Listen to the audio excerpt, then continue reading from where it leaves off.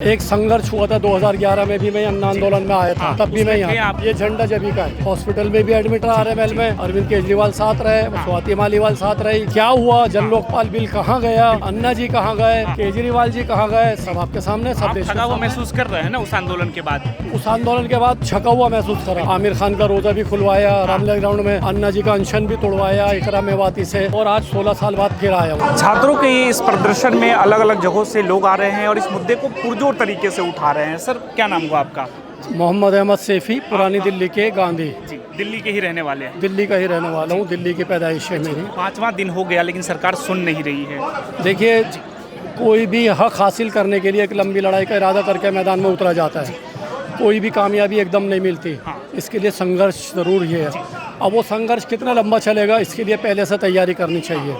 तो एक संघर्ष हुआ था 2011 में भी, मैं अन्ना आंदोलन में आया था, तब भी मैं यहाँ था।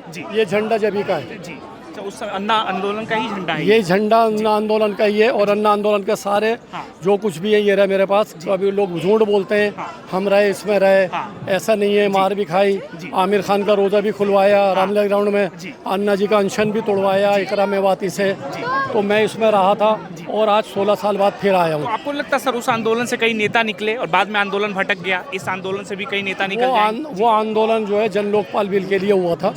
अगस्त क्रांति 2011 अन्ना आंदोलन, जन लोकपाल बिल। वो बाद में क्या हुआ, जन लोकपाल बिल कहाँ गया, अन्ना जी कहाँ गए, केजरीवाल जी कहाँ गए, सब आपके सामने, सब देश के थका हुआ सामने। महसूस कर रहे हैं ना उस आंदोलन के बाद? उस आंदोलन के बाद मैं अपने आप को छका हुआ महसूस करा कि मैंने एक पार्टी छोड़ी, इस आंदोलन में लगा, मार भी खाई, हॉस्पिटल में भी एडमिट रहा RML में, अरविंद केजरीवाल साथ रहे, स्वाति मालीवाल साथ रही। लेकिन उस आंदोलन से किसको क्या मिला? उस आंदोलन में आप जैसे युवा युवती लाखों करोड़ों थे, और इन्होंने सरकार बनाई, उनको बीच में छोड़ के चले गए, वो कहीं के नहीं रहे। तो वो आंदोलन वो उनके लिए अपने स्वयं के ज्यादातर लिए सर होता है एक आंदोलन में अगर कोई ठगा हुआ महसूस करे तो दूसरे आंदोलन पे भरोसा नहीं होता है, तो आपको हो रहा है इस आंदोलन में भरोसा? मैंने 4 दिन देखा। 6 तारीख को हुआ, उसके बाद 20 से शुरू हुआ, 20, 21, 22, 23, शायद 24 है आज। तो आज 5वां दिन है। आज मैंने इरादा करा था कि आज 5वां दिन है, धूप के अंदर है, लड़ाई लड़ रहे हैं, तो इनकी हौसला अफजाई के लिए यहाँ पर आया हूँ। आगे आंदोलन का रुख क्या होगा ये तो आने वाला वक्त बताएगा। शिक्षा मंत्री सर दहशतगर्द कह रहे हैं इन छात्रों को। देखिए, शिक्षा मंत्री बहुत ऊंचे पद पर हैं और 12 साल से हैं।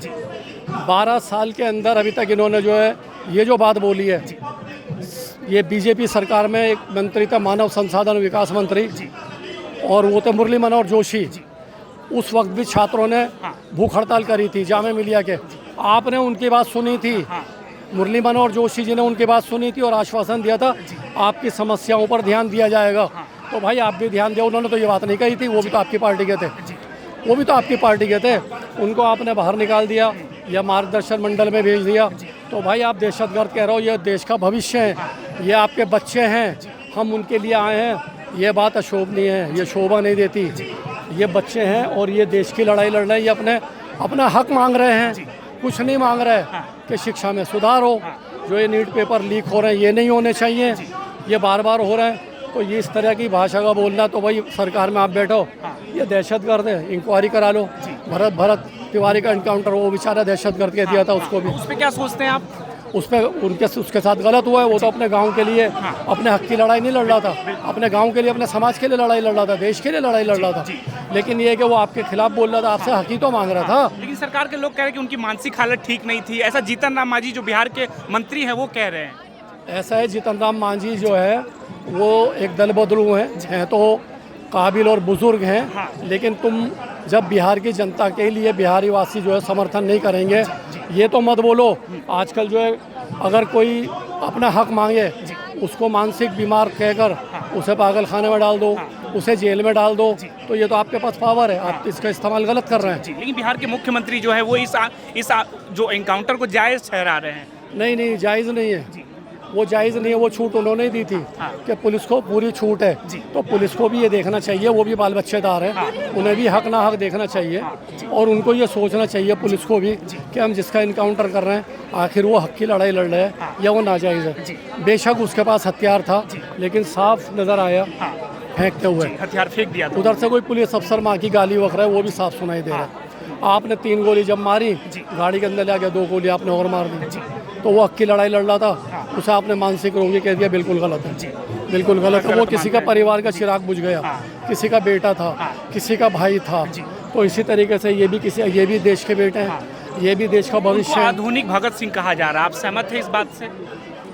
देखिए, जो उसने कदम उठाया था और जो उसकी मांगे थी, उसके लिए तो वो है, उसने बिल्कुल वही हक की लड़ाई लड़ी थी और बिल्कुल जायज़ मांगे थे, अपने लिए कुछ नहीं मांगा। वो एक बहुत गरीब वो तो परिवार समाज से के लिए लड़ रहे थे। था। समाज के लिए लड़ रहा था, तो वो आधुनिक भारत का और आज का भगत सिंह। सहमत है सर इनकी बातों से आप? वो किसी बुत्ते पे झंडे को लेके चले हैं। जी ये जो है ना हमारे जान से ज़्यादा है, जी बिल्कुल है। ठीक है ना, ये हमारी जान से ज़्यादा है। अगर इसमें कोई भी है ना सवाल करता है ना, तो वो समझ लो देशद्रोही है।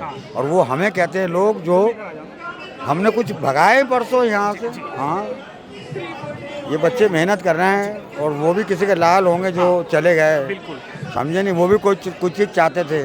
आप कर्जा देते हो शिक्षा के उस पर, शिक्षा में जो कर्जा ले लिया उसने दिमाग हमारा वहाँ पहुँच गया कि यार कर्जा कैसे उतरेगा, ये है ना। तो दुख जरा देश में छात्र कर्ज लेके पढ़ाई कर रहे हैं, तो उसके दिमाग पे चढ़ जाती है ना बात, वो दिमाग फ्री नहीं रहा ना उसका दिमाग फ्री कहाँ हुआ, उसका कर्जे में उलझ गया। फिर लेकिन पेपर लीक भी हो जा रहा है और सरकार के केंद्र में ये मुद्दा नहीं है। अब देखिए, आप यही देख लीजिए कितने बच्चे, और वो अपने भविष्य में क्या चाहते होंगे, हैं? वो क्या लाल नहीं थे, उनमें क्या जान नहीं थी? फिर तो सिर्फ इस्तीफा मांग रहे हैं। इंसान को इंसान मानना पड़ेगा और इंसानियत में आना पड़ेगा। ये कुछ नहीं कि तुम जो है ना ये खंजीर पालो और ये जानवर पालो और ये उल्टी सीधी बातें करो और एक दूसरे को लड़ाओ और हमारे देश में खलबली मचाओ, ये गलत है। तो लग रहा है इस तरह से प्रदर्शन करने से शिक्षा मंत्री इस्तीफा दे ये देंगे। इस्तीफा दे ना दे, हमारे कानून को ये चाहिए कि कानून इतना पक्का होना चाहिए, कोई अगर नेता भ्रष्टाचार है तो कानून उसके ऊपर एक्शन क्यों नहीं लेते? कानून का काम है ना। अब किसी जज को तुम कुछ कह दोगे, दुनिया भर की, अब मैं देखता हूँ इस बात को कि 14 को जो है जेल हो गई, वो जो है ना गाय रक्षा कर रहे थे और वो फलाना कर रहे थे और दुनिया भर की गाली बक रही। किसने हक दिया वो गाली देने का? कौन सी किताब में लिखा है? कहाँ राइटर है, कहाँ राइट है, ये बताइए आप। फिर तो आपको लग रहा है भाजपा ऐसे लोगों को संरक्षित करती है, बचाने की कोशिश करती है?